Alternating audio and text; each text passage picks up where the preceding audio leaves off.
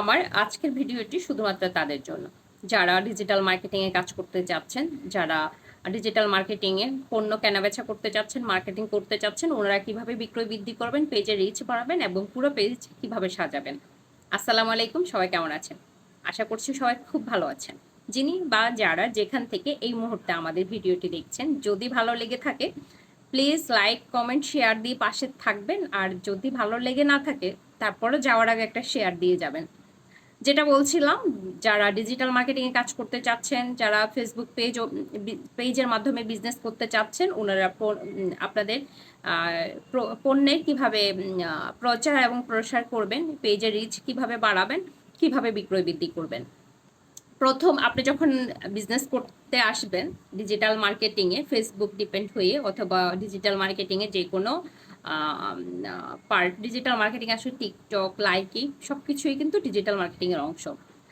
Facebook তো আছেই, মানে আপনি অনলাইন ডিপেন্ড যে কোনো কাজে ডিজিটাল মার্কেটিংয়ের আওতাভুক্ত। সেক্ষেত্রে আপনি যখন কাজ করতে আসবেন, আপনি যখন প্রোডাক্ট সেল করতে আসবেন, আগে আপনার একটি পেজ দরকার হবে। সেই পেজ কেমন হতে হবে, পেজের নামটা কিরকম হতে হবে, সেটা আমরা অনেকে বুঝি না। আপনি যখন কোনো প্রোডাক্ট নিয়ে কাজ করতে আসবেন, আপনার পেজের নামটা আপনার প্রোডাক্টের সাথে রিলেটেড রাখবেন। নিশ্চয়ই আপনি বিজনেস করার আগে কি ধরনের প্রোডাক্ট নিয়ে কাজ করবেন সেটা নিয়ে আপনি চিন্তা করেছেন। সেই ক্ষেত্রে আপনি পেজের নামটা বিজনেস রিলেটেড রাখার চেষ্টা করবেন। আর পেজে প্রচারণার জন্য, প্রোডাক্টের মার্কেটিংয়ের জন্য যেটা করতে পারেন সেটা হচ্ছে আপনার একটা সিগনেচার প্রোডাক্ট রাখবেন। ধরেন আপনি 5টা 6টা আইটেম সেল করবেন আপনার বিজনেসে, অথবা 2টা আইটেম। সেক্ষেত্রে এই প্রত্যেকটা আইটেমের মধ্যে আপনি একটা সিগনেচার প্রোডাক্ট রাখবেন, যেটাকে আপনি বেশি টার্গেট করতে চান, যেটাকে আপনি বেশি ফোকাস করতে চান, যেটা নিয়ে আপনি বেশি প্রচারণা করতে চান। আপনার মনে হচ্ছে 5টা প্রোডাক্টের মধ্যে একটা প্রোডাক্টের ডিমান্ড বেশি, 2টো প্রোডাক্টের মধ্যে একটা প্রোডাক্টের ডিমান্ড বেশি।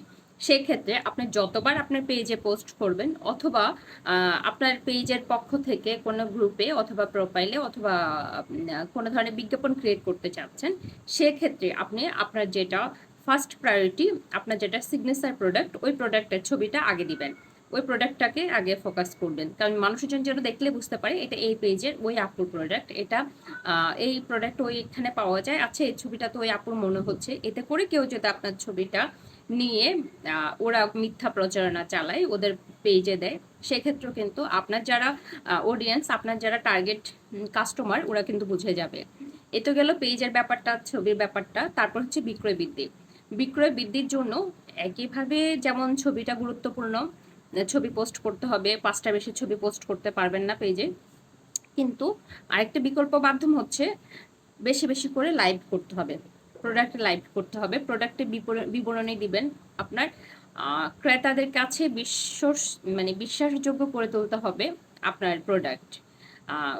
পুরো মার্কেটিং প্রসেসটাই কিন্তু আপনার উপর ডিপেন্ড করে, আপনি কতটা কনফিডেন্সের সাথে আপনার প্রোডাক্টে মার্কেটিং করতে পারছেন, আপনার প্রোডাক্টের প্রচার করতে পারছেন, আপনার প্রোডাক্টের গুরুত্বটা অন্যের কাছে তুলে ধরতে পারছেন।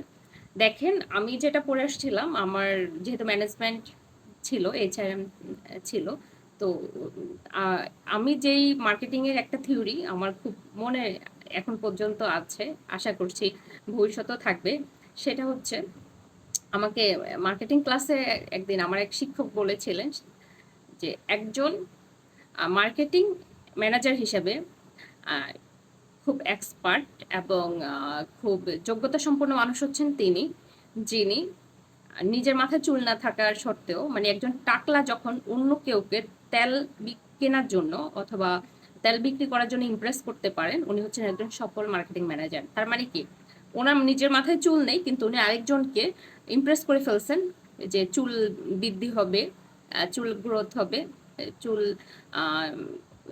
আর ঝরে যাবে না, ওটার উপরে তাকে ইমপ্রেস করে ওনার কাছে তেল বিক্রি করেছেন।